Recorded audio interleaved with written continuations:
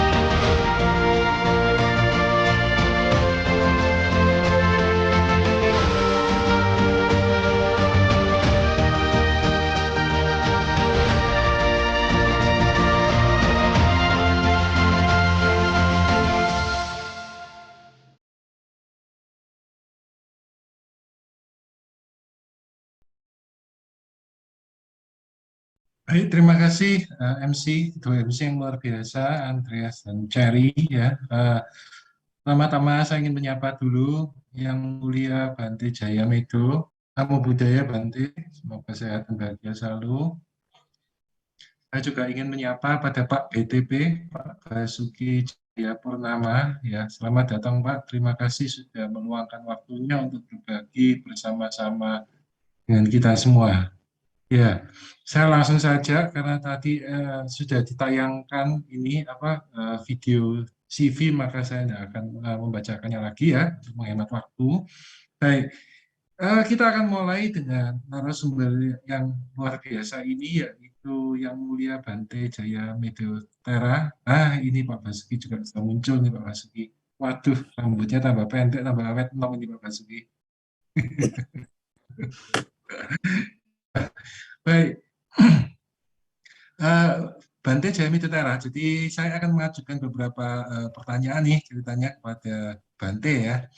Kalau melihat perjalanan hidup Bante ini pernah menjadi awam sebelum menjalani kehidupan monastik ya Bante ya. Pertanyaan saya simpel Bante, mengapa Bante memutuskan menjadi monastik? Ya, memang kehidupan saya sekian puluh tahun lamanya sampai usia 70 saya memang di dalam dunia bisnis. Ya, bekerja di beberapa perusahaan internasional. Jadi orang mengatakan dari usahawan jadi biarawan. Kenapa demikian? Ya karena saya mengikuti apa yang dikatakan oleh apa yang dilaksanakan oleh Raja Erlangga dari Kediri, yaitu apa? Lengser ke Prabon, madeg pandito. Jadi lengser ke Prabon itu pada usia tertentu atau mencapai jabatan tertentu, orang itu mesti harus tahu kapan waktunya turun. Bukan kepengen terus menjabat. Karena apa? Dunia ini tidak kekal. Namanya lengser ke Prabon, madeg pandito, artinya menjadi seorang pandita, seorang advisor, ataupun seorang religius yang memberikan nasihat. Jadi tidak cawe-cawe, tidak ikut campur lagi dalam dunia.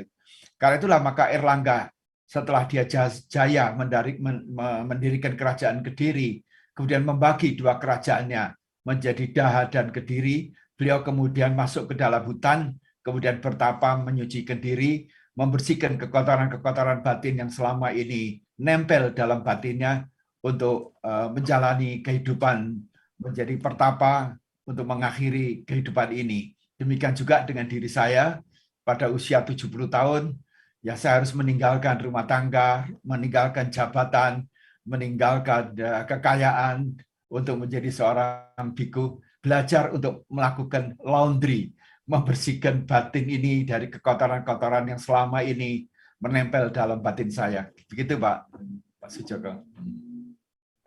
Wah, terima kasih nih Bante. Nah, ini saya jadi tertarik untuk menggali lagi nih Bante. Eh, Kalau dibandingkan ya kehidupan saat ini dan kehidupan Bante sebelumnya, apakah kehidupan saat ini membuat Bante lebih kuat sesuai tema acara ini Bante? Membuat apa? Maaf, nggak terlalu kedengaran saya. Ya mungkin ini internet connection-nya ya mungkin ya. Oke, ya Bante. Apakah sudah dengar suara saya Bante? Iya, begitu. Iya, jadi kalau dibandingkan, Terputus-putus itu. Saya di Kota Batu, di Malang itu. oh iya, jadi kalau dibandingkan dengan kehidupan Bante sebelumnya, dengan sekarang, ya setelah sebelumnya menjadi umat awam dan sekarang menjadi seorang monastik, apakah Bante merasa Bante menjadi lebih kuat menghadapi kehidupan ini, sesuai dengan tema acara ini? Iya, memang lebih damai sebenarnya. Dikatakan lebih damai oleh karena keinginannya sudah banyak yang terkendali. Karena kebutuhannya juga sudah dilepaskan. Ibaratnya orang itu tidak mempunyai banyak beban. Ya, karena jubah saya hanya punya 2, makan juga tunggu mendapatkan persembahan dari umat, tidak keluyuran malam. Jadi suasananya persis seperti pandemi sekarang ini, tidak keluyuran, tidak kemana-mana, tinggal di wihara, hidup lakukan pengendalian mind and heart begitu, and always smile to see the world begitu. Iya, oke, Bante, ini Bante. Jadi ada pendapat ya bahwa seorang biksu itu telah melepaskan keterikatannya dengan kehidupan duniawi, sehingga dia hanya berlatih untuk mencapai penerangan sempurna. Nah, bagaimana pendapat Bante dalam hal ini? Apakah sebagai monastik itu berarti menjadi cuek dalam menyikapi berbagai persoalan sosial, lingkungan hidup, dan kebangsaan di sekitar kita, Bante? Saya kira itu tidak tepat juga. Memang ada 2 jalan di dalam kehidupan ini. Jalan satu adalah purely monastik, yang satu adalah jalan keduniawian. Jalan keduniawian itu adalah jalan untuk mencari harta, mencari pangkat, mencari kedudukan, menjalankan usaha-usaha sosial. Kemudian jalan satu lagi adalah jalan monastik, itu adalah to purify your mind and heart itu. Tapi tidak berarti harus cuek. Karena kalau cuek itu berarti kita tidak memperhatikan soal kemanusiaan, tidak memperhatikan soal bangsa. Kewajiban seorang biku adalah tidak lain juga untuk membantu orang-orang sekelilingnya untuk mengatasi suffering, duka. Nah, duka itu duka keduniawian, terutama adalah duka batinnya dirinya sendiri. Karena itulah maka seorang biku juga tidak bisa lepas. Kecuali kalau biku itu memang mempunyai tekad 100% untuk meninggalkan duniawi dan 100% untuk melakukan pengendalian diri gitu.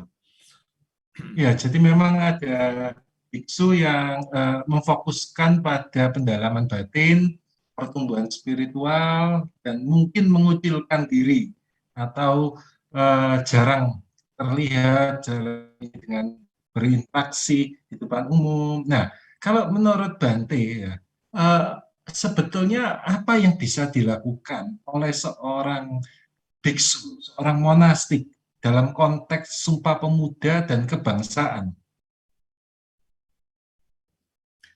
Ya, Buddhism memang itu universal sekali, tetapi juga tidak lepas dari masalah-masalah kebangsaan. Kita lihat saja, yang mudah saja manifestasinya. Patung Buddha, ya orang semua tahu itu patung Buddha, tetapi di dalam patung Buddha itu terlihat ciri-ciri nasionalismenya, humanistic nationalism. Ya, kita lihat, oh ini patung Buddha gaya Thailand, ini patung Buddha gaya Sri Lanka, ini patung Buddha gaya Afghanistan. Afghanistan itu negara Buddhis dulunya dengan patung Buddha pertama dan terkenal sekali keindahannya. Dari patung Buddha aja sudah nampak adanya nasionalismenya. Patung Buddha dari Tiongkok, pasti matanya sipit itu, mukanya wajahnya gemuk begitu. Jadi setiap patung Buddha itu mempunyai ciri-ciri nasionalisme. Juga demikian dengan wihara-wihara, ya itu juga mempunyai ciri-ciri nasionalisme. Stupa yang ada, Anda lihat di sebelah kanan saya itu adalah stupa gaya Myanmar. Ya.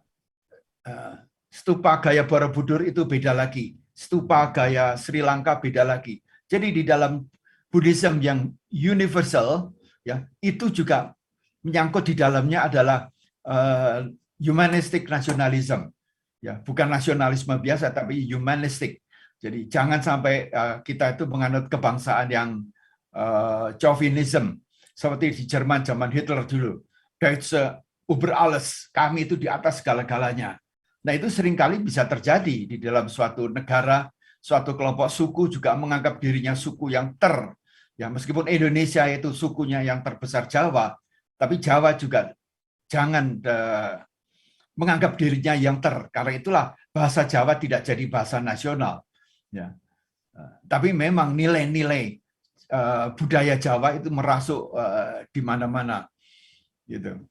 Jadi di dalam Buddhism yang internasional, yang universal, mengandung ke humanistic nasionalisme itu. Ya, makasih nih. Saya akan beralih sekarang ke Pak Basuki Cahayapurnama yang Pak Basuki sekarang lebih memilih dipanggil Pak BTP ya, ini Pak ya. Ya, selamat malam, Yang Mulia Ikhu Medo. Selamat Ini malam, kebetulan Pak Basuki. omnya teman saya ternyata.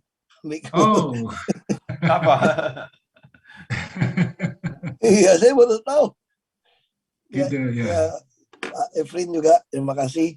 Tadi juga ada Pak Supriyadi ya. Iya. Ya, panggil saya bebas saja, Prof. Ya, baik. Pak BTP, Bebas, ini... Ahok boleh, apa juga boleh. Oh, nggak apa-apa Pak, dipanggil Ahok. Saya lebih akrab kalau bilang Pak Ahok itu jauh lebih friendly, akrab, hangat. Kalau BTP itu, waduh, agak. Oke, baik kalau begitu. Ini Pak, Bapak ini kan seorang tokoh yang sangat colorful sekali ya, pengalamannya ya Pak, colorful dengan segala macam ada hal-hal yang mengubah banyak persepsi orang ya. Dulunya pengusaha, kemudian menjadi politisi, menjadi birokrat, ya pernah jadi bupati di Bangka Belitung, pernah juga menjadi wakil gubernur, dan akhirnya menjadi gubernur di DKI, dan sekarang di Pertamina, Pak. Nah, apa bedanya, Pak? Seorang Basuki pada saat ini dengan seorang Basuki sebelumnya? Bedanya dari mana? Karena berubahnya banyak ini. Nah, silakan. Biasanya apa yang menurut Bapak paling pengusaha ada apa gitu ya. Yang pasti gini, kalau kita jadi pengusaha, kita bantu orangnya terbatas. Jadi saya lebih suka gunakan istilah bahasa Inggrisnya, lebih gampang jelasinnya gitu ya. Kita ini semua membantu the poor and the needy. Itu tugas semua orang harus seperti itu. Membantu yang miskin yang membutuhkan pertolongan macam-macam. Orang kaya pun butuhkan pertolongan. Nah, waktu kita jadi pengusaha, kita nggak bisa. Makanya bapak saya selalu bilangin sama saya, ini bahasa Tiongkok kuno lah. Kita boleh dengar, boleh enggak lah. Tapi kira-kira bahasa Tiongkok bilang begini, orang miskin tuh nggak bisa lawan orang kaya. Nggak akan menang kamu. Orang kaya, jangan nantang pejabat. Bangkrut kamu, kira-kira gitu. Ini pepatah mau benar atau enggak, kita bisa berdebat. Tapi itu yang bapak saya bilang sama saya. Kita ini nggak cocok jadi pengusaha, kata bapak saya. Kenapa bapak saya bilang? Kita suka berantem namanya oknum pejabat. Orang miskin datang ke rumah begitu banyak. Kita nggak bantu, kita kasihan. Kita bantu, kita nggak mampu. Harusnya urusan ini bukan kita. Pemerintah ini. Makanya lebih baik, saya nggak sekolah. makanya saya sekolahkan kamu tinggi, supaya satu hari kelak kamu jadi pejabat tinggi katanya. Untuk apa? Untuk bisa kasarnya ngelawan oknum pejabat sekaligus membantu orang miskin, membantu orang yang membutuhkan pertolongan. Itu Bapak saya sampaikan. Nah, tentu saya nggak mau lah. Cita-cita saya mau jadi konglomerat lah dulu. Kira-kira gitu kan. Tapi ketika kita usaha mengalami sesuatu, mulai ribut dengan oknum pejabat. Saya pikir ini benar itu. Nah udah masuk, tentu kita proses ya. Makanya ketika orang tanya sama saya, kalau bisa diputar balik dunia ini, kamu mau nggak supaya ngatur nggak masuk penjara gitu loh, nggak mau ngomong sembarangan gitu kan, nggak mau nyinggung orang seperti itu. Saya bilang enggak, saya pilih masuk penjara. Akan sama saya bilang, karena setelah saya masuk, saya mempunyai banyak waktu sekali untuk merenungkan. Jadi mosek-mosek yang itu puzzle ini bisa kita susun. Kita bisa melihat sesuatu dengan perspektif yang benar. Jadi itu yang menarik sekarang gitu loh. Tentu kalau sekarang tanya sama saya ngomongnya lebih pintar lah sekarang. Kalau Anda nggak suka saya ngomong yang kasar, ya saya nggak ngomong kasar. Tapi saya tetap marahin Anda kalau macam-macam.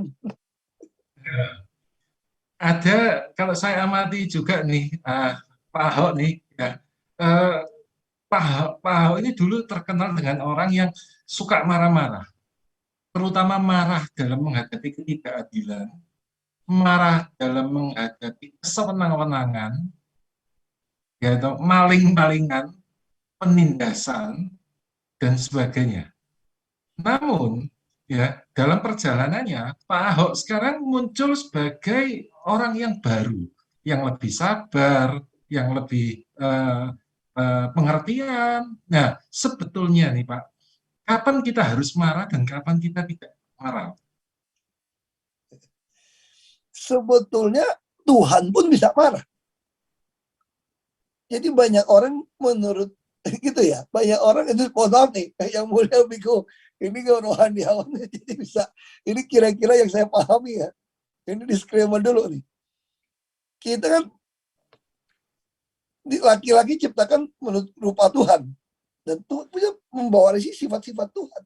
Tuhan juga bisa marah. Tuhan juga punya rasa kasih sayang segala macam sama. Nah, bedanya sekarang di mana? Saya bilang begini, Anda mungkin perlu nonton film Samkok atau baca sejarah Tiongkok gitu ya.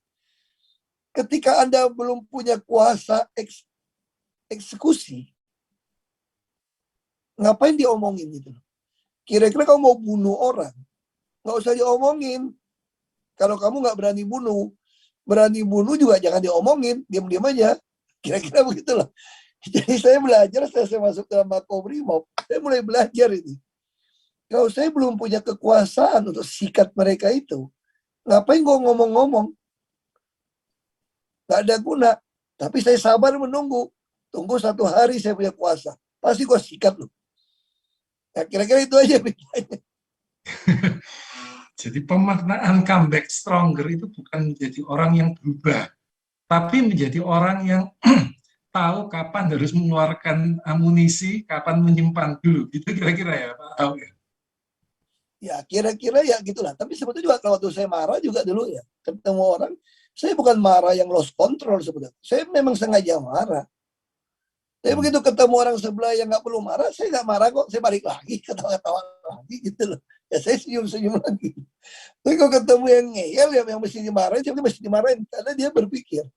Saya dulu suka gini, pasti orang berpikir pejabat tuh jaim. Jaga image dong.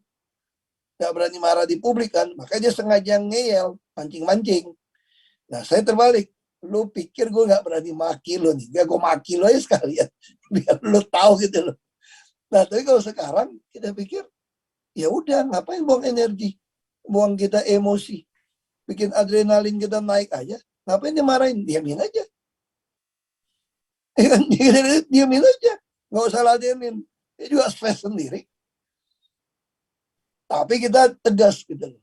Nah sayang aja di Pertamina nggak bisa upload ke YouTube, kita tegas aja. Ya kita bisa ngancam mereka. Terus sekali lagi, gue nggak ampunin lu. Nah, tapi kita nggak perlu marah-marah tuh nggak. Tapi kalimat kita tegas. Kita sampaikan nih, lu mau gue sembelih nih, lu sekali lagi gue sembelih nih. Nah, kita tegasin gitu loh. Saya nggak perlu marah-marah sekarang. Dia lebih takut ternyata. Ya, baik. Saya akan beralih sekarang ke Bante Jaya Medo Tera. Bante, ini gini Bante, kita lihat bahwa dalam berkebangsaan, kita seringkali menghadapi berbagai ketidakadilan, kita menghadapi korupsi, kita menghadapi masalah-masalah eksploitasi, dan sebagainya. Nah, bagaimana pegangan bagi seorang Buddhis, terutama yang muda-muda ini, untuk menyikapi hal-hal yang semacam itu, Bante?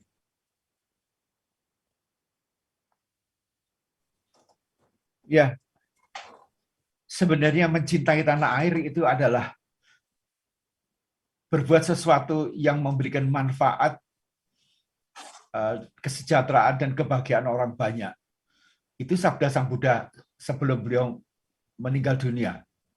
Do for the benefit and happiness of others.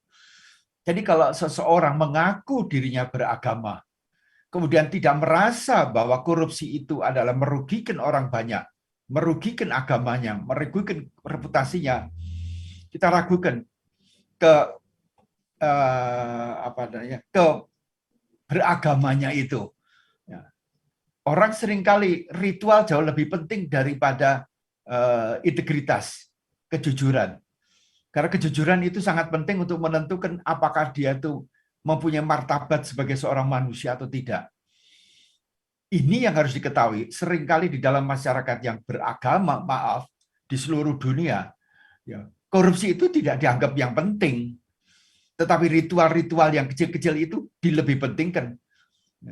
Dia lupa bahwa dengan korupsi itu adalah mencuri, merugikan orang banyak, merugikan bangsa negara. Itu surga tidak akan didapat. Di dalam dunia ini aja sudah nggak dapat surga yang semu ya merasa dirinya kaya karena berpangkat, dia korupsi. Tapi sesungguhnya hal itu adalah merupakan prasyarat kalau dia korupsi tidak masuk dalam surga. Karena surga itu sebenarnya milik semua agama, bukan agama tertentu kalau menurut kepercayaan Buddhis. Karena yang dipentingkan ada the quality, bukan the label, bukan labelnya aja bahwa agama ini agama itu sehingga mereka punya surga masing-masing. Jadi oleh karena itulah maka kejujuran itu bagian yang terpenting dari kehidupan seorang yang beragama. Integritas, honesty. Karena inilah bagian daripada pelaksanaan daripada ajaran agama. Jangan pernah merugikan orang lain. Orang lain itu adalah others. Tidak hanya manusia, tetapi juga binatang, tumbuh-tumbuhan, termasuk alam, penghancuran itu. Itu harus diketahui dengan sendirinya sebagai umat yang beragama. Ya, orang beragama Buddha belum tentu dia melaksanakan dharma dengan baik, karena dia juga bisa menghancurkan orang lain atau pihak lain begitu. Ya, kita lihat aja. Dan sayangnya banyak negara-negara yang kelihatannya beragama, tetapi kemajuan kesejahteraan masyarakat, keadilan, kejujuran, itu juga masih dipertanyakan. Sehingga di mana letaknya agama sebenarnya di dalam membangun masyarakat yang adil, sejahtera untuk semuanya. Jadi, karena Sang Buddha tadi dia adalah lakukan segala sesuatu untuk manfaat, kesejahteraan, dan kebahagiaan lebih banyak orang. Itu harus menjadi kunci. Ya. Baik, nah ini bisa menjadi pintu lagi, masuk lagi untuk menggali lebih dalam memaknai kebangsaan. Nah ini Pak Ahok, ini soal Bapak kan sudah punya banyak sekali pengalaman ya Pak ya, dan rata-rata di atas banyak dari kita yang ada di sini Pak. Seberapa sulit menemukan orang yang betul-betul jujur dan tidak egois, mau memikirkan orang lain melampaui dirinya sendiri nih Pak? Ini pertanyaan sulit. Tapi kira-kira gini ya. Ada satu hal yang suka kita jadi salah gitu ya.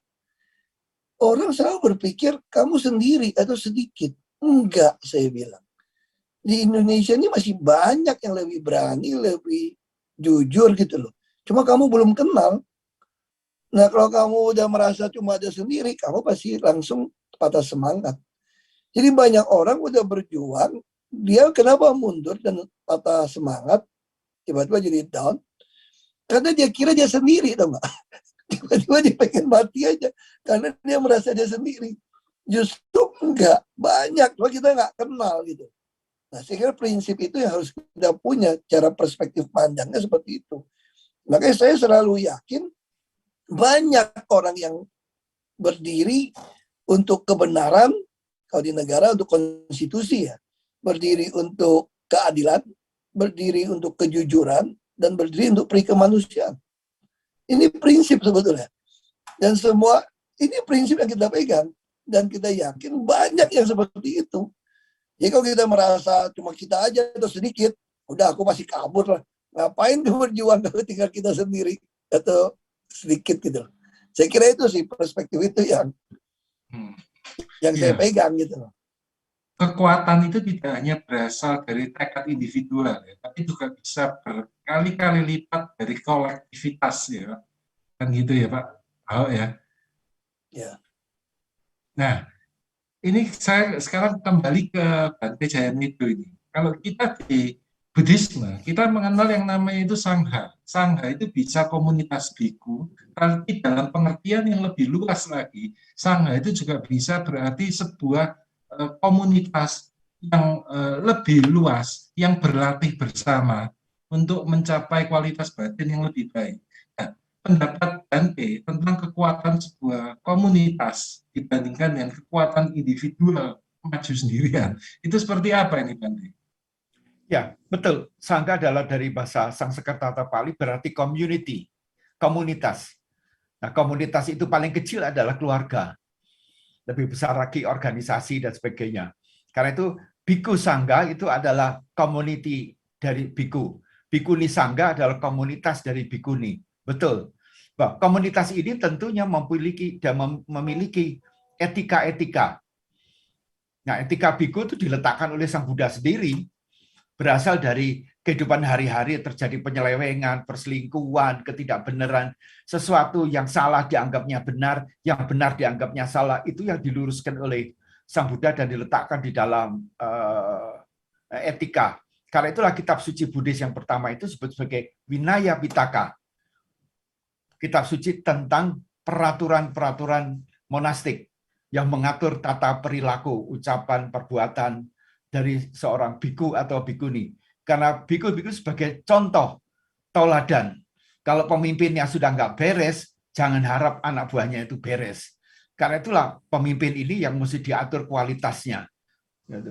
Nah, komunitas ini sangat menentukan. Kemudian komunitas ini, mereka yang sehati, sejalan, sepikiran, itu harus berkumpul bersama-sama untuk menggerakkan lingkungan itu agar mengikuti apa yang dilakukan. Semua nabi itu pertama kali ya sendirian. Kemudian dia mempunyai murid-murid yang sehati.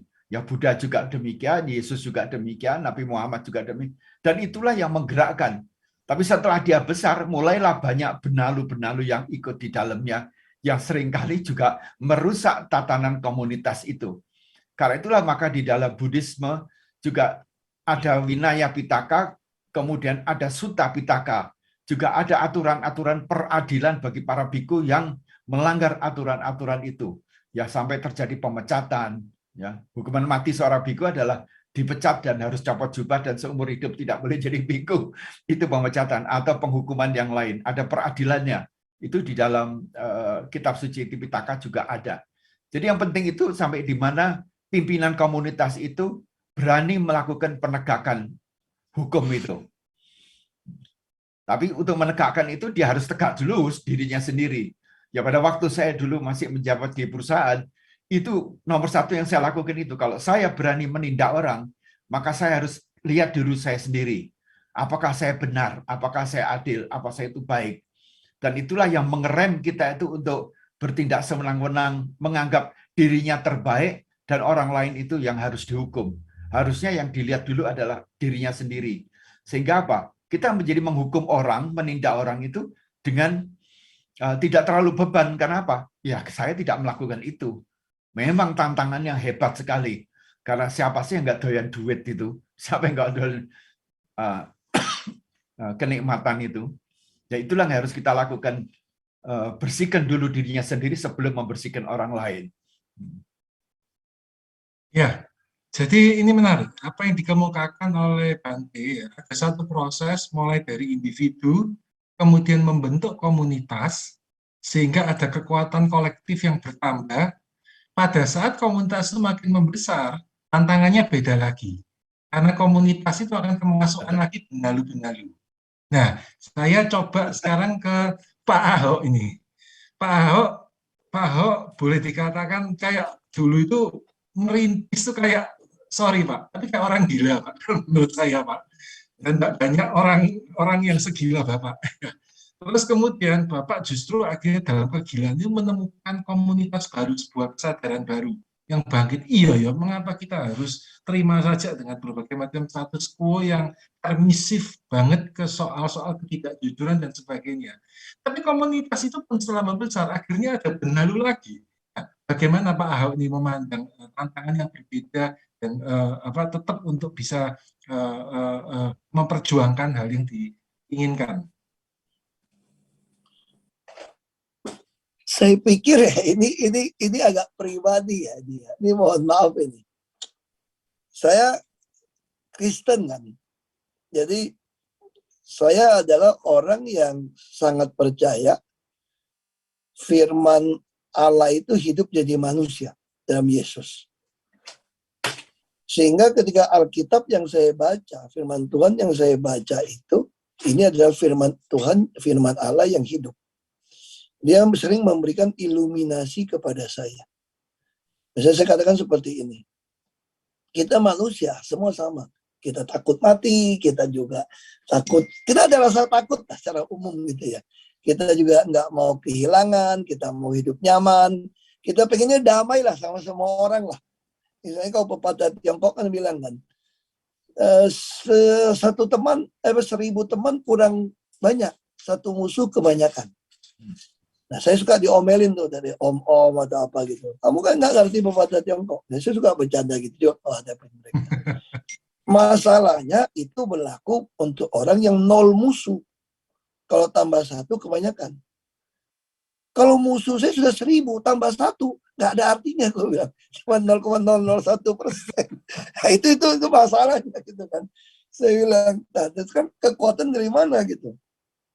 Nah, saya tiap hari harus baca firman Tuhan. Untuk dapatin iluminasi menjawab pergumulan ketakutan saya atau apa yang saya putuskan. Nah, kenapa? Saya percaya hidup ini kan semacam ujian.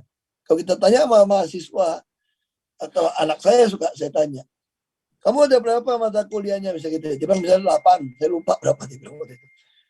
Gimana kalau dosenmu agak gendeng? Gendengnya gimana Pak? Dosenmu bilang minggu depan ujian. Pasti kamu tanya, ujian mata kuliah yang mana? Nah, Prof. Evelyn pasti ngajar gitu. Terus Prof. Evelyn bilang begini sebagai dosen. Semua.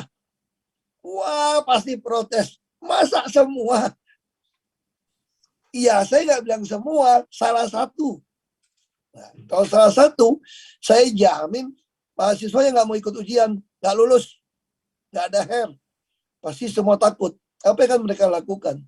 Semua mata kuliahnya dipelajari, nunggu keluar yang mana kan.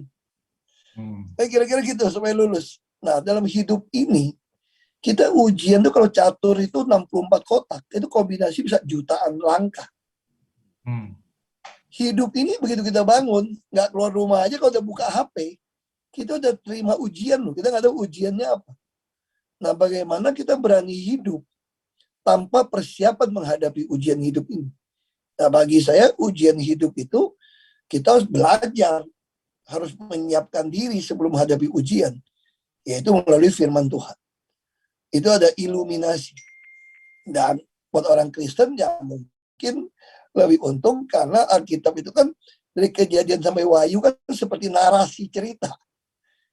Jadi kita sering mendapatkan iluminasi. Saya harap mungkin tahun depan saya akan terbitkan tuh buku Yang kedua, hasil saya di Makobrimob. Iluminasi yang saya dapatkan dari baca firman Tuhan 20,5 bulan. Itu menarik. Saya kasih pendeta, kamu koreksi, takut saya sesat apa enggak, saya bilang.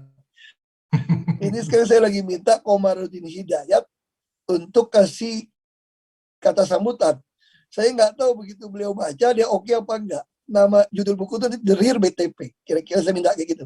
Kenapa The Real BTP? Fotonya kayak apa? Kata orang saya.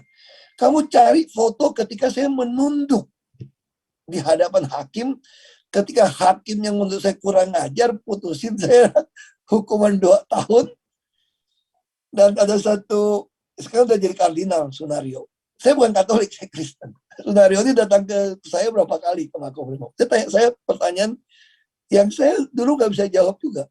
Dia bilang, Pak Ahok, saya mau tanya. Saya bingung loh lihat Pak Ahok ketika diputuskan vonis 2 tahun. Pak Ahok kan orang yang tidak bisa terima kan ketidakadilan. Saya waktu nonton TV itu saya udah tegang katanya. Saya pikir Pak Ahok bisa ngamuk atau maki-maki atau keluar ke TV lagi live. Kesempatan maki-maki dong, lagi live semua. Tapi Pak Ahok enggak, dia bilang. Sampai turun dari mobil tahanan di Cipinang, enggak juga, mukanya enggak marah, enggak tegang, kok bisa biasa gitu loh. Saya pikir enggak masuk akal, dia bilang. Saya agak bingung, dia bilang. Ini dia tanya sama saya, dia ngobrol-ngobrol. Terus saya bilang, saya juga enggak tahu sih kenapa, tapi waktu dia vonis itu, saya ada damai yang begitu enggak pernah saya ngalami. Sehingga saya nggak ada marah, saya bisa nunduk, makanya saya mau ambil foto itu buat buku itu, The Real BTP. The Real BTP itu kira-kira apa artinya? Saya mendapatkan dalam ajaran Kristen itu mendapatkan anugerah. Jadi ada satu, akhirnya saya baca-baca Alkitab, saya ketemu ayatnya. Ayatnya itu saya ketemu, kalau saya di Filipi 4 ayat 7 gitu ya. Ini mohon maaf, saya share karena tanya seperti itu. Saya share Filipi 4 ayat 7. Dia bilang begini, dia gunakan dan bahasa Inggrisnya. Dia dan kamu akan mengalami damai sejahtera Allah yang melampaui akal pikiran manusia. Jadi saya pikir ini artinya anugerah. Karena then you will experience God's peace. Bukan saya usaha, ini betul-betul anugerah. Makanya saya mulai mengerti 500 tahun yang lalu ketika tokoh gereja dibakar hidup-hidup karena nggak boleh terjemahkan Alkitab, nih persoalan gereja dibakar, dibunuh. Kenapa mereka masih bisa nyanyikan lagu hymn? Sampai John Calvin melihat itu, lalu dia bingung, kenapa orang mau dibakar hidup-hidup bisa nyanyi, bisa gitu tenang. Lalu kita lihat di cerita kitab suci, saya bisa mengerti ketika Stefanus dirajam sampai mati, dia nggak nangis, nggak marah, tapi dia melihat Allah buka pintu di surga. Bahkan buat orang Kristen, Yesus itu adalah firman Allah yang lahir karena pekerjaan roh Allah melalui seorang Maria. Ini adalah firman Allah yang 100% manusia, tapi 100% Allah. Nah, ketika dia dihukum di kayu salib untuk menanggung dosa manusia, roh Allah meninggalkan dia. Itu secara psikologi, dia harus maki-maki karena darahnya tercurah. Begitu sakit di salib. Dia sebagai manusia. Nah, kenapa dia nggak marah? Saya juga percaya ini ada anugerah damai sejahtera dari Tuhan. Makanya ketika orang dia alamin hukum martir, kenapa dia bisa dengan tenang? Karena itu ada anugerah itu. Tapi kemudian saya temukan juga sebagai manusia kita bisa goyang-goyangan. Saya temukan juga satu kalimat. Dia gunakan let atau Indonesia terjemahkan hendaklah. Itu di Kolose 3:15. Damai sejahtera Kristus memerintah hatimu sebagaimana kamu dipanggil di satu tubuh dan bersyukurlah. Nah, ketika saya lagi galau, takut, saya minta doanya itu. Saya minta damai sejahtera Kristus perintah hati saya. Saya pengen menggunakan perspektif yang benar dari Allah untuk melihat segala kesulitan saya. Ketika saya menggunakan perspektif Allah, ada satu damai sejahtera karena grace and effort. Ya. Kalau hendak effort usaha kita. Yang membuat saya bisa bertahan. Nah, itu yang saya syukuri. Baik, ketika orang tanya, mau nggak tidak masuk tahanan? Enggak, saya mau memilih masuk tahanan. Bagi saya 20,5 bulan itu sangat baik buat saya untuk belajar banyak, mulai mengerti banyak, menggunakan perspektif Allah yang benar. Nah itu yang saya alami, bisa saya share kira-kira gitu, Prof. Ya, dalam kondisi sulit, ternyata spiritualitas Pak Ahok justru bertumbuh. Hal mana yang mungkin Pak Ahok tidak akan mendapatkan jika tidak merasakan makobrimob itu. Nah, Betul, betul. iluminasi itu bisakah ditularkan dalam konteks organisasi maupun bermasyarakat nih? Ya saya kira orang butuh waktu untuk berdiam diri ya. Saya kira hari ini anak-anak muda kita itu terlalu sibuk gitu loh. Dan terlalu sibuk. Kita kalau kadang balas WA itu WA saya bisa 400-500 sehari. Saya ini kemarin karena saya pindah rumah, saya lagi nyicil nih balas WA saya yang 3 hari yang lalu belum kebalas. Jadi kita bisa bayangin informasi begitu banyak, kita juga diajarin dengan konsep dunia yang menurut saya salah. Saya masuk ke dalam. Apa salahnya?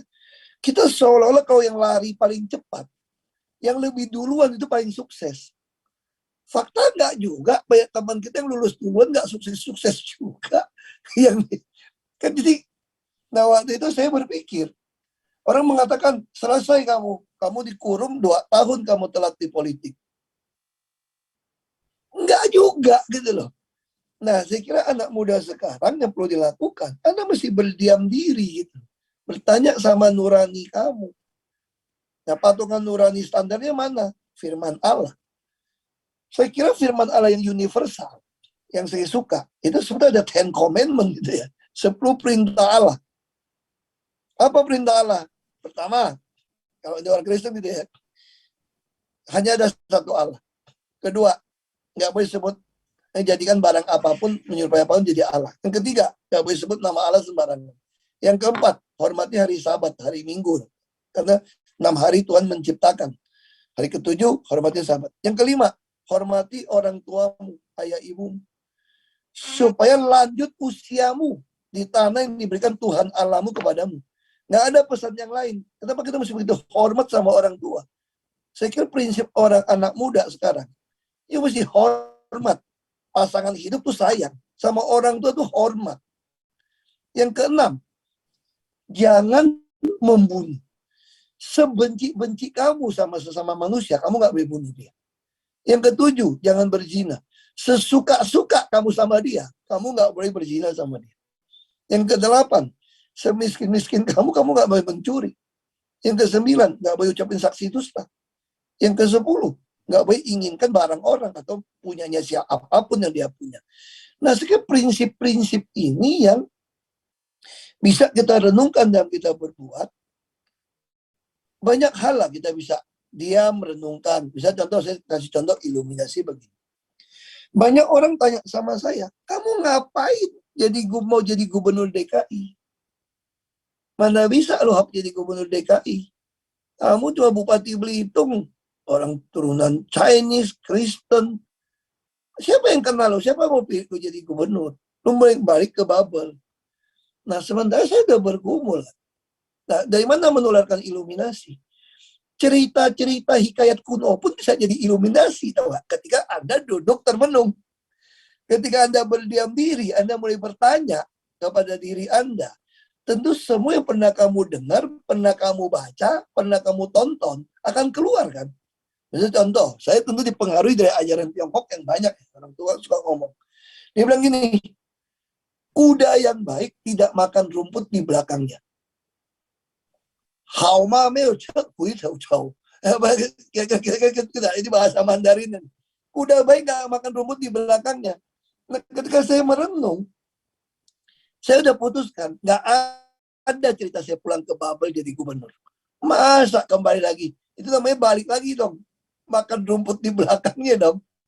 Ih, kamu mau kemana? Gua mau gubernur DKI. Naik pangkat dikit. Wah, semua orang ketawain. Nah, waktu ketahuan kita bisa ragu-ragu dong. Iya juga ya, mana mungkin gue jadi gubernur ya. Atau sepupu saya bilang sama mamanya. Bilang sama Tai I katanya. Kita orang kayak kan. Tai I. Bahasa kayak. Ke mama saya. Itu kok Ahok mulai gila nih. Masa dia mau jadi gubernur DKI? Itu orang sinting atau apa ya? Gubernur Babel aja belum tentu dapat kalau dia ulang. Kenapa dia mau jadi gubernur DKI? Orang gila tuh dia. Bilangin tai katanya. Bilangin mamanya, ini anak ii saya. Gue takut kok Ahok gila dia bilang. Kenapa saya nekat ke DKI makin yakin? Waktu saya merenungkan, saya duduk diam. Biasa habis duduk diam gitu, nah kayak buku saya terus panggil CPTP itu hasil renungan, terus saya tulis. Waktu duduk diam, saya baca tuh Alkitab saya. Dan saya bukan bacanya main cup gitu ya. Enggak, saya bacanya rutin. Setahun saya selesai. Dari Kejadian sampai Wahyu. Setahun selesai ya. Tiap hari saya baca kira-kira mungkin 5 halaman. Selesai itu satu Alkitab dalam setahun. Waktu hari itu saya buka, pas yang tanggal hari itu, kira-kira itu. Saya dapatin apa? Cerita biasa saja. Paulus naik banding ke Kaisar ke Roma. Dia jadi bawa ke Roma. Roma waktu itu adalah pusat budaya dan pemerintah dan ekonomi. Berarti itu langsung iluminasi kepada saya. Berarti saya mesti ke Jakarta nih. Jadi gubernur, bukan kembali ke Babel. Kalau saya mau jadi showcase untuk mempertontonkan sebuah kuasa transformasi tentang berdiri untuk kebenaran, keadilan, kejujuran, dan peri kemanusiaan, membantu yang the poor and the needy, saya mesti di ibu kota, bukan kembali ke Babel. Tapi bagaimana caranya? Saya ada uji. Saya pengalaman kalau saya duduk diam, saya uji dengan 3 hal. Apakah saya lakukan ini masuk akal nggak ya? Tapi waktu saya makin baca, tuntunannya makin jelas iluminasinya. Berarti masuk akal. Nggak masuk akal. Kalau masuk akal berarti kita pengen. Gitu kan? Kalau Anda pengen jadi Kapolri, pangkat Anda itu baru ibda, itu lu mimpi. Tapi kalau kita mau jadi Kapolri udah bintang 2, itu bisa ambisi. Jadi saya pikir nggak mungkin saya bisa jadi gubernur DKI. Tapi jelas ini, saya minta kumpul KTP, jalanin jelas. Yang kedua, kalau saya cerita sama orang, memalukan. Nggak masuk akal diketawain orang. Kita manusia kan takut malu. Kita kan pengen jaga image dong. Saya cerita sama orang mau ke DKI, ya malu lah saya. Kata-katain orang, dimarah-marahin orang saya. Sepupu saya yang ngatain saya. Nah yang ketiga, ini merugikan saya ini. Saya dipecat dari DPR karena saya mau ke DKI. Artinya diancam dipecat waktu itu. Nah, kalau saya ketemu 3 faktor itu, saya pikir ini panggilan. Ini ada unsur mistik. Ini iluminasi saya baca dapat. Makanya saya nekat jalannya. Jadi istilahnya gini lah. Itu tuh waktu kita melihat ini semua tuh itu tentatif. Saya melihat tentatif saya akan jadi gubernur DKI. Tapi waktu menjalani ke situ, saya moment by moment with choice. Artinya apa moment by moment with choice? Saya sudah dapat visi nih, saya mau jadi gubernur DKI, untuk jadi showcase tadi. Tapi waktu perjalanan itu, orang nawarin, lu pakai partai apa? Kumpulin KTP nggak kekumpul. Mendingan lu pulang ke Babel jadi gubernur. Partai pada mau nyalonin lu. Nah ini kan moment by moment with choice kan. Waktu itu saya memutuskan, kalau itu benar juga, terus mereka nasihatnya begini, lu jangan terlalu serakah kok. Pesawat badan lebar itu butuh landasan yang panjang. Nah, kamu punya impian besar, Hok. Lu mulai dulu jadi gubernur di Babel. Nah, di Babel sukses, baru lu pindah ke DKI. Masuk akal kan? Secara logika masuk akal. Tapi ini semua baru kamu bisa jawab itu salah atau tidak. Ketika Anda berdiam diri sebetulnya. Nanya. Berdiam diri, komunikasi dengan Tuhan. Saya ketemu. Enggak. Kalau saya ke Babel cuma pengen jadi gubernur doang. Tapi kalau di sini, saya nggak tahu jadi apa enggak. Makanya waktu itu saya mulai berpikir, mungkin saya hanya declare mau jadi gubernur DKI. Tapi KTP nggak kekumpul, berarti nggak jadi. Nggak tahu diajak Jokowi. Oh, mungkin saya hanya jadi calon doang wakil. Nggak tahu saya jadi. Oh, berarti mungkin saya hanya jadi wagub. Nggak tahu Jokowi jadi presiden, jadi gubernur. Oh, berarti benar saya. Nah, ini moment by moment with choice. Kita manusia kan mereka-reka. Tapi yang paling penting kita ngetes. Ini kepentingan saya apa bukan?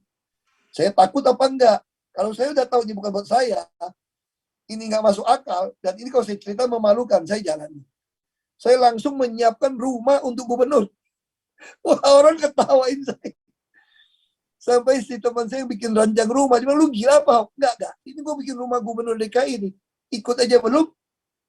Tapi saya berpikir, kalau beneran gimana? Kalau beneran gimana? Kamu mesti well prepared dong. Nah, jadi orang, kita kalau udah punya tentatif tujuan satu, Anda harus mesti well prepared. Kalau jadi bagaimana? Kalau enggak, ya moment by moment kita mesti cek. Kenapa saya nggak jadi? Mungkin ada yang salah. Atau ada saya yang terlalu ambisi. Ambisi nggak salah. Kalau ambisi yang baik gitu. Kalau bagi saya, reputasi baik itu mengalahkan segala jabatan maupun harta kekayaan. Nah, dikenang orang, ya mungkin nanti ribuan tahun, orang-orang mati bisa kayak film Star Wars. Naik ke gunung, udah pakai hologram, bisa keluar ngomong. Kayak orang itu, kita nggak tahu di dunia ini. Dan kita omongan-omongan kita sudah masuk digital. Jadi kita mesti hati-hati dengan omongan kita kan, pengajaran kita. Nah, ini menarik. Jadi saya melihat anak muda sekarang, kalau saya mulai saran gitu ya, Anda butuh waktu jeda, diem gitu. Anda tidak telat. Ketika Anda melakukan ngebut 24 jam, belum tentu dapat apa-apa juga. Anda butuh diam, Anda harus kenalin diri Anda dulu gitu. Kalau Anda bisa mengenali diri Anda, mengontrol Anda bisa menggunakan perspektif yang benar. Perspektif Allah melihat segala sesuatu. Dan orang yang lari lebih dulu, belum tentu. Lebih baik Anda betul-betul, istilahnya apa sekarang? Sekarang kan ekonomi kan rata-rata kita lebih baik ya. Kalau dulu ada makanan apapun, kita hajar sampai kenyang. Kalau sekarang kita mulai pilih-pilih nih, oh ini karbo, kurangin dikit lah. Gue mau makan lebih enak. Jadi ngapain kita makan kenyang untuk sesuatu yang kurang bergizi atau kurang enak sekarang itu? Kita juga pilih kan makanannya. Sama juga kita kegiatan. Ngapain keluar-keluar rumah yang nggak penting. COVID ini jadi bagus nih. Semua pada stres. Gue nggak stres, gue udah terlatih di Makobrimob. Nah itulah the benefit. Dapat hukuman 2 tahun, potong 3,5 bulan. Ya lumayan lah kuliah master. Saya kira itu yang bisa saya sharingkan. Iya, baik. Saya ke Bante sekarang. Bante, orang perlu sesaat diam. Kalau dalam bahasa Buddhis kita mengatakan itu hening. Dalam hening, kita mindful dan kita bisa berpikir lebih jernih. Nah, ada setiap persimpangan-persimpangan yang harus kita hadapi. Sementara anak muda sekarang lebih cenderung apa? Reaksi, lebih cari sesuatu yang sifatnya kulit luar, gitu, ribut ini apa face application supaya tampak menarik di medsos dan sebagainya, sehingga kurang memikirkan soal-soal yang besar yang membutuhkan perenungan, keheningan, mindfully. Nah, gimana ini pendapat Bante sekaligus pesan-pesan bagi generasi muda ini? Silakan Bante. Baik, ya selama pada waktu saya masih menjabat di dalam bisnis, seperti katanya Pak Ho, nggak punya waktu, selalu mikir money, problem. Hidup kita cuma 2, ya money come, atau yang kedua problem solving, atau kita menjadi pembuat masalah. Orang kan senang menjadi pembuat masalah supaya terkenal gitu. Nah, di dalam kehidupan sehari-hari problem begitu banyak ya yang memasuki diri kita. Pernah terjadi bahwa saya sangat stressful sekali. Maka karena saya tahu ajaran Buddha, saya mau menghentikan sejenak. Saya mau pergi waktu itu ke Bangkok ya untuk mengadakan apa? Retreat, meditasi. Ya, melepaskan semua ketegangan-ketegangan dan coba melihat diri sendiri. Problemnya itu ada di mana? Mulainya dari orang lain atau diri sendiri. Pada umumnya problem itu adalah muncul oleh karena salah bagaimana kita menanggapi masalah tadi, seperti ceritanya Pak Ahok tadi, ya, bahwa kalau beban itu dilepaskan, egonya less ego, maka less problem, more happiness. Ya, itu bertambah egonya bertambah tinggi, maka self defense-nya bertambah tinggi juga, maka problemnya juga akan lebih banyak. Karena itu adalah benar, kita di Malang ini kita menyediakan tempat untuk melakukan meditasi tadi. Ya, semua agama, terbuka untuk semua agama. Karena di situ diajarkan how to manage and control yourself and your emotion. Problemnya ada di mana? Ujungnya adalah dalam diri sendiri. Karena mungkin kita salah dalam cara menanggapinya. Nah, kita menyediakan waktu untuk meditasi itu di kota Batu yang cukup dingin, ya, untuk menenangkan diri. Ya, para pastor-pastor Katolik juga ada di situ. Beberapa teman-teman dari Muslim juga belajar bukan untuk mengagamakan orang lain, tapi untuk mencoba membantu mereka bersama-sama untuk melakukan self introspection. Kemudian how to manage your mind and heart agar menjadi peaceful. Karena marahnya hilang, bencinya hilang, dengkinya hilang, pasrahnya ada, pikiran menjadi hening. Ya, kalau pikirannya hening, sebelumnya heneng dulu, bahasa Jawanya neng dulu, badannya dimenengkan dulu, diam sejenak. Ya, kalau Pak Ahok diamnya di dalam Makobrimob, kami di wihara ya sudah seperti orang tahanan, bajunya yang begini, makannya juga dijatah, keluar juga harus dikawal, ya, harus duduk diam. Saya katakan kalau di dalam saya ceramah di penjara itu, Anda bisa jadi orang suci loh. Kalau tinggal di wihara bisa memanage yourself itu. Ya, karena iluminasi itu sangat penting sekali untuk mendapatkan inspirasi-inspirasi. Dan saya banyak belajar bagaimana caranya Soekarno dulu menghadapi masalah sampai dimasukkan penjara, dibuang dan sebagainya. Tidak rasa dendam, tidak rasa benci. Kita lihat bagaimana Nehru di penjara dan dia membawa satu patung Buddha di mana wajahnya itu so peaceful, badannya tegak dan sebagainya. Itu memberikan inspirasi untuk lebih kuat. Bagaimana Mahatma Gandhi juga diperlakukan begitu sehingga dia bisa. Saya banyak belajar dari orang-orang besar yang mengalami masalah-masalah besar dan harus terpenjara begitu, dan bagaimana menawi. Dan itu kemudian saya refleksikan pada dirinya sendiri. Andaikan saya bisa kayak begitu, saya sudah siap dengan pikiran-pikiran semacam itu. Tapi ya saya bersyukur tidak sampai mengalami hal-hal buruk demikian.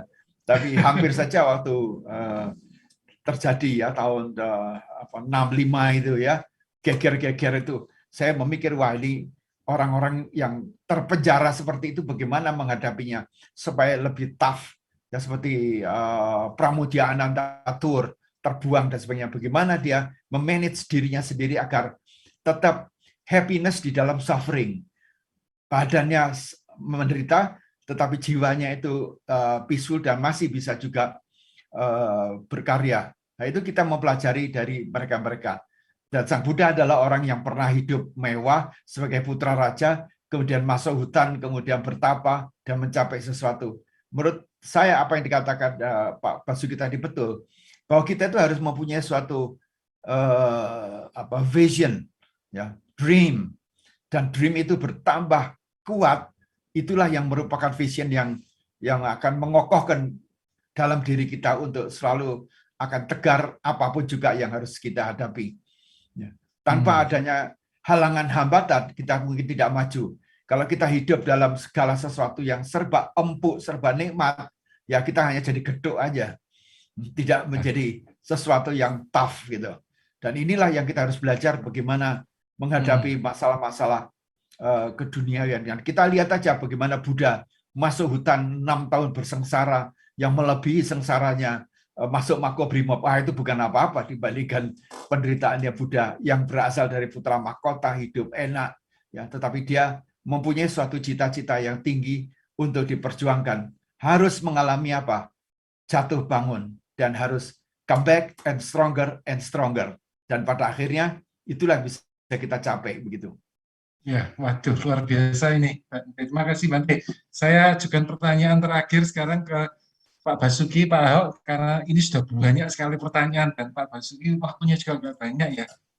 Jadi gini, kita tahu bahwa COVID ini telah menyebabkan banyak hal, nggak cuma sekedar mobilitas orang berkurang atau penularan penyakit, tapi juga secara global, itu broken global supply chain. Dan Pertamina pasti ngerti banyak ini Pak Ahok ini, karena Pertamina pasti sangat berurusan dengan global supply chain ini. Nah, pandemi ini pasti akan berlalu. Nah, apa pesan Pak Ahok ini untuk generasi muda ini? Apakah yang harus dipersiapkan, yang harus dilakukan untuk kedepannya? Silakan Pak Ahok. Ya, kita harus terima bahwa COVID ini akan terus ada sama kita. Jadi kita jangan bermimpi ingin kembali ke zaman dulu. Nah, artinya apa? Kita harus hadapi dengan cara apa? Kita tahu virus itu, untuk melawan virus cuma satu, tubuh kita harus imunnya tinggi. Nggak ada cara yang lain. Nah, kalau imun yang tinggi, salah satu penyebab imun turun itu adalah stres, sedih, atau kecewa. Nah, disitulah saya pikir untuk anak muda, kita harus gunakan perspektif yang benar melihat segala sesuatu. Ya, seorang beragama ya perspektifnya Allah. Kita harus memandang segala sesuatu dengan satu konsep. Di dunia ini tidak boleh ada hal apapun atau siapapun yang bisa menyebabkan kita kehilangan sukacita atau damai. Kalau itu yang menyebabkan itu, artinya itu dia itu Allah kita. Dia itu berhala kita. Misalnya saya beri contoh sederhana. Anda baru punya mobil lah gitu. Terus situasi COVID. Harus dijual itu mobil. Ketika Anda merasa susah-susah mesti jual mobil, mungkin Anda masih punya mobil, tapi mobil dari 2,7 miliar jadi mobil 400 juta dan kredit lagi. Itu kalau Anda menggunakan perspektif dunia, Anda tidak bisa terima, Anda stres. Betul. Nah, harusnya itu bukan sesuatu yang membuat kita, atau Anda pindah rumah. Anda pindah rumah dari Jakarta bisa pindah ke Bekasi gitu loh. Wah, orang pada kaget, ini ada apa gitu loh. Saya baru kemarin pindah ke Bekasi nih, tinggal di Bekasi nih. Nah, ketika Anda pindah seperti itu, kalau Anda merasa, ada apa kata orang ya? Pindah begitu, jauh lagi. Tapi kalau kita melihatnya perspektifnya benar, Anda tetap cerah-cerah saja. Istilah anak muda sekarang, mau nginep di mana juga oke. Yang penting internetnya berapa kecepatannya. Kalau ada 100 Mbps, oke lah. Kira-kira gitu dong. Kalau ada jaringan internet, ya oke lah. Di mana sama juga kan. Nah, saya kira itu yang penting kita. Jadi kita harus gunakan perspektif yang benar. Dan jangan ada apapun juga menjadi berhala kita. Atau dulu sebelum COVID, punya mobil tiba-tiba baru beli ditabrak sopir. Aduh, kekinya minta ampun. Atau ada mobil ditabrak pasangan kita atau anak kita. Marahnya minta ampun. Yang lebih penting anak, pasangan, atau mobilnya. Nah, kadang-kadang hubungan kita jadi rusak. Karena kita menjadikan segala sesuatu itu melebihi yang sepatutnya. Nah, jadi sekarang situasi COVID seperti saat ini, Anda harus bersyukur menggunakan perspektif yang benar. Artinya apa? Tiba-tiba lapangan tanding jadi rata. Kenapa jadi rata? Nggak ada lagi orang bisa mengklaim. Saya pengalaman. Itu pengalaman kapan memang? Nggak ada lagi yang pengalaman. Semua kajian konsultan juga jadi nol. Dunia tiba-tiba siapa yang bisa nyangka seperti hari ini? Semua lagi dorong ke green energy. Wah, sombongnya minta ampun Eropa. Seolah-olah yang pakai fosil itu kuno. Dan bank di Eropa menyatakan tidak akan kasih kredit kepada energi yang berasal dari fosil. Tiba-tiba anginnya mati di Inggris. Pusing nggak loh? Dan solar panel tiba-tiba ada awan yang tebal. Akhirnya bakar fosil juga. Begitu semua mau bakar fosil, batu bara loncat. Nah ini. Terus dia pikir bisa tambah produksi. Banjir nggak bisa juga. Kapal terbatas. Artinya apa? Kita masuki satu zaman baru, new thing on the earth, gitu loh, saudara. Ini tuh barang baru, kita jangan gunakan perspektif yang stres. Harusnya melihat ini peluang. Tiba-tiba semua orang jadi rata nih kita. Nah, tinggal Anda punya ketenangan membaca situasi. Disitulah Anda butuh. Saya kira the most essential preparation gitu ya. Jadi kalau Anda tanya sama saya, ketika hidup ini yang paling penting waktu bangun pagi itu preparation yang paling penting itu apa? Solitude before you God. Silent and solitude before you God. You harus merasakan hadirat Allah, pencipta langit dan bumi. Anda, kalau saya meditasinya itu bukan mengosongkan diri. Saya curhat kayak anak muda gitu, tahu nggak? Saya curhat. Saya ngomong, tapi dalam hati. Saya ngomong aja. Wah keki sama tuh orang. Kayak gitu, wah keki. Ngomong aja. Curhat sama teman, dia bisa bocorin loh. Anda pakai WA, dia screenshot, mati lo dia sebarin. Tapi kalau Anda curhat sama Tuhan, Anda duduk yang maha kuasa, maha hadir dimanapun. Lalu firman yang pernah Anda baca, buku yang pernah Anda baca, cerita yang pernah Anda dengar, itu tiba-tiba jadi komunikasi, tau gak? Saya bercontoh gini lah. Dulu PT Timah, dia nggak ada dengan COVID, tapi sama krisis. PT Timah dulu waktu saya baru lulus S1, itu tiba-tiba nggak bisa bayar, diganti Pak Kuntoro. 7-8 bulan nggak mau bayar hutang kontraktor tambang. Dan bunga bank waktu itu tahun 90 itu, 8990, bisa sampai 55-60%. Dan papa saya kena liver sakit. Dan saya baru lulus S1 harus disuruh pulang, nerusin. Karena nggak ada orang. Anak pertama ya ditangkap lah. Hutang bank dikejar-kejar orang. Saya sampai begini pagi-pagi. Pagi-pagi kalau malam itu saya doanya gini. Tuhan kalau bisa, gue nggak usah bangun lagi besok deh. Gue nggak tahan dikejar hutang dari orang gitu banyak. Belum lagi supplier. Tapi waktu pagi-pagi saya duduk di depan rumah. Dulu depan rumah ibu saya itu masih pakai rumput Manila ya. Ada embun. Saya duduk situ, saya juga curhat. Ngapain gue hidup kayak gini? Capek gue nih. Waduh, gue mesti nanggung hutang gitu banyak. Tapi waktu saya lihat embun itu, saya duduk. Saya ngomong begitu. Seolah-olah lagu yang pernah saya nyanyikan di gereja. Seperti embun dari Hermon. Dari berkat-berkat Tuhan diturunkan. Ini berkat Tuhan nih. Lalu saya mulai komunikasi. Gue takut bangkrut masalahnya nih. Saya mulai komunikasi dengan hati saya. Lalu saya dapat keluar lagi suara. Emangnya semua harta perusahaan punya siapa? Dalam hati saya. Ya punya Tuhan. Berarti cuma titipan kan? Iya titipan. Kalau gitu, siapa yang lebih takut bangkrut? Yang punya atau yang kerja? Saya bilang yang punya dong. Nah, kalau yang punya Tuhan, kenapa lu takut? Emangnya yang punya Tuhan bisa bangkrut?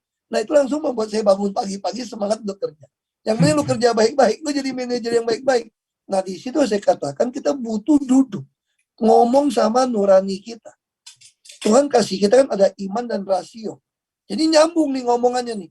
Itu yang saya lakukan tiap pagi sebetulnya.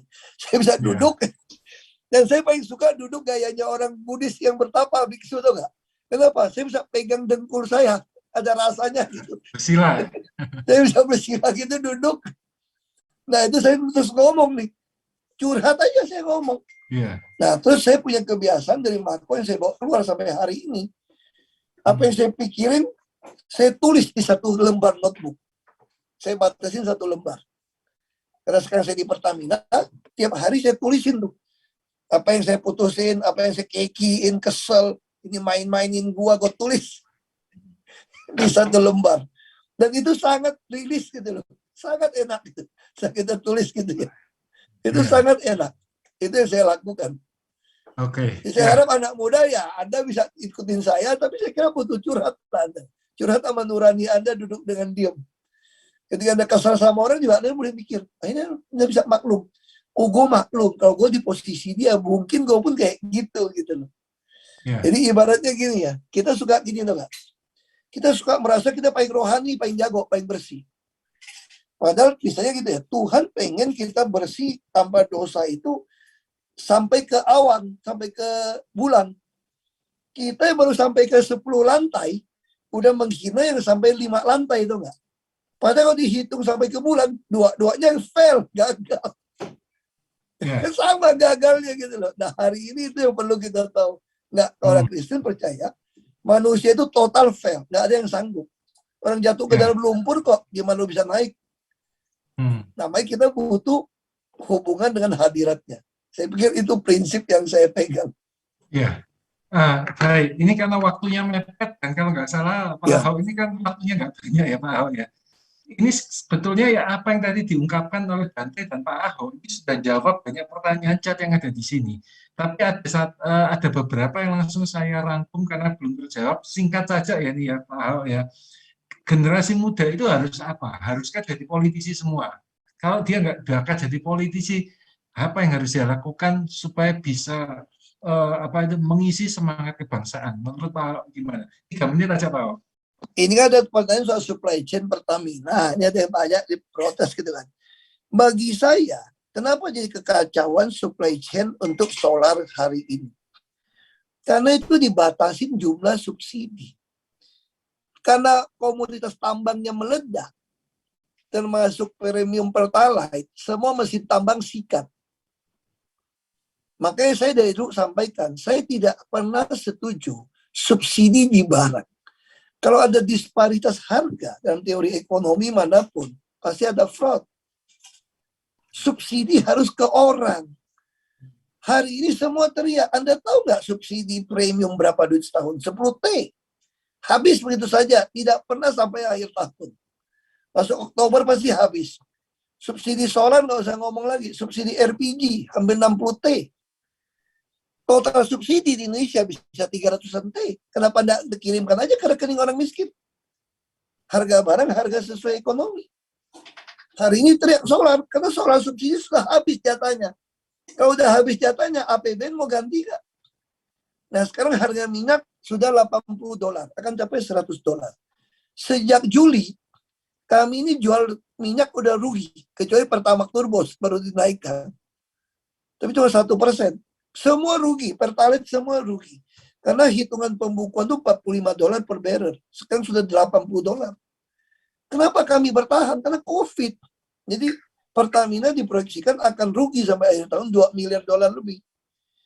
Tapi justru di sini kita melihat dengan perspektif yang benar. Ini kesempatan saya cost optimasi biaya. Kita tekan, ini jadi satu program, jadi satu keuntungan, ini advantage. Setelah ini selesai, harga turun lagi nih, atau bisa dinaikkan nanti ekonomi membaik. Ini menguntungkan kita, karena biaya-biaya udah dipangkas, nggak bisa balik lagi. Nah kami perkirakan paling sial rugi 200 juta. Karena kita potong biaya gitu banyak. Jadi kalau pemerintah mau ganti subsidi di Pertalite, kami bisa jadi untung lah. Nah jadi itu yang, kalau supply chain, kita berani ngomong agak-agak membanggakan diri. Itu Indonesia ini nggak gampang untuk supply chain Indonesia gitu. Dan Pertamina punya konsep supply chain yang sangat bagus.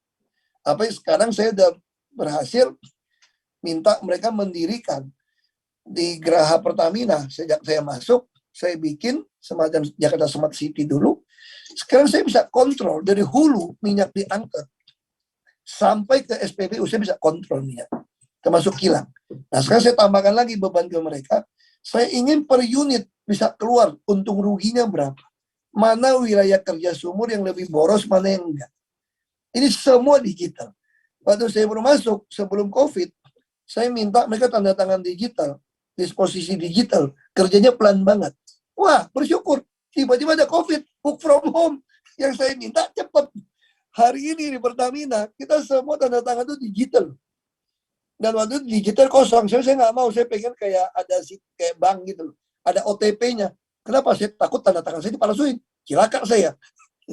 Saya udah tambahin. Jadi kalau tiap kayak mau tanda tangan, kirim OTP ke HP saya.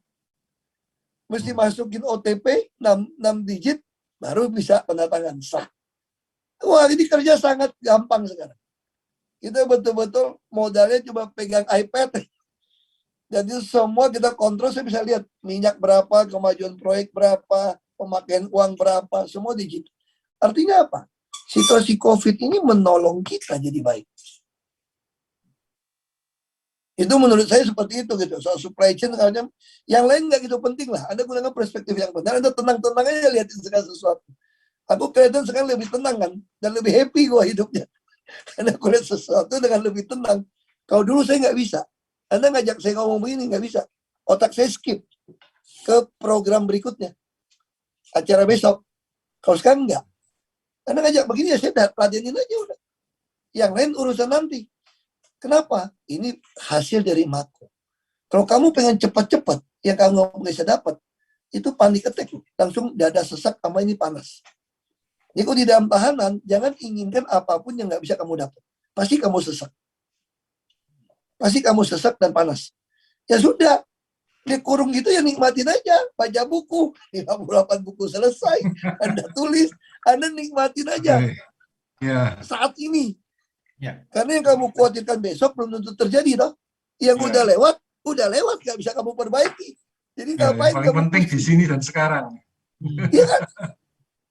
Ya, jadi Pak, ini Pak Ahok, jadi apakah kita harus jadi politisi semua, atau kalau nggak jadi politisi, apakah kita tetap bisa berkontribusi bagi kebangsaan? Saya bilang tidak mungkin jadi politisi semua dong. Anda harus temukan panggilan Anda secara pribadi.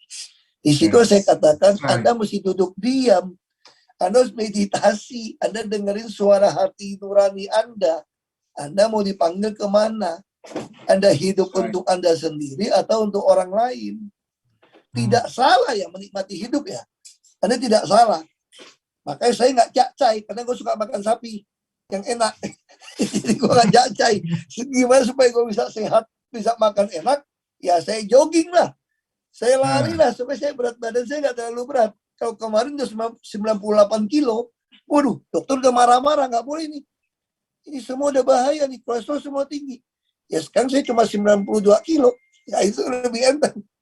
Yeah. Saya bisa makan lebih banyak gitu loh.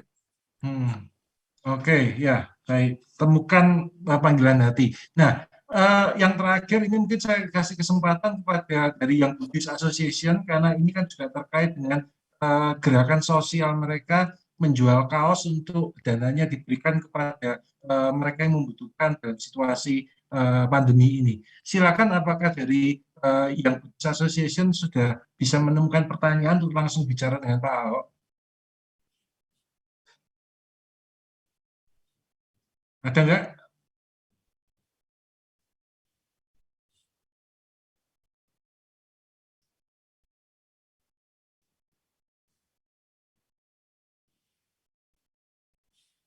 Bagaimana? Oke, baik kalau gitu ya. Jadi mungkin ini ya. Baik kalau begitu. Jadi Pak Ahok minta satu kalimat Pak Ahok untuk menyemangati gerakan sosial yang digagas oleh anak-anak yang Buddhist Association dalam menjual kaos untuk menolong korban-korban pandemi. Satu kalimat aja Pak Ahok, penyemangat. Jadi kamu jangan pernah lelah, apalagi berhenti untuk menolong orang. Karena kesempatan itu belum tentu terulang. Dan apa yang kamu lakukan itu banyak. Jadi banyak orang berpikir berbuat sosial menolong orang itu seolah-olah suka-suka kapan dia putuskan, kapan dia mau atau tidak. Tidak. Itu adalah sebuah anugerah. Ketika Anda punya kesempatan menolong orang, harus lakukan. Karena belum tentu ada kesempatan itu lagi. Itu nasihat saya seperti itu. Lemes sekali, Pak. Bante, satu kalimat Bante untuk menyemangati anak-anak yang Buddhist Association dalam gerakan Lihat sosial. orang yang menderita harus mengokohkan kita untuk apa yang kita bisa lakukan untuk mereka. Kalau tidak ada orang yang menderita, kita tidak bisa berbuat kebajikan. Mantap sekali. Baik, terima kasih Bante Jaya Midodara, terima kasih Pak Ahok. Saya senang sekali pertama kalinya saya bisa ngomong-ngomong dengan Pak Ahok, dan semoga kita berjodoh terus. Kalau di kemudian hari saya juga bisa meneladani hal-hal baik dari pengalaman dari Pak Ahok dan dari Bante Jaya Midodara.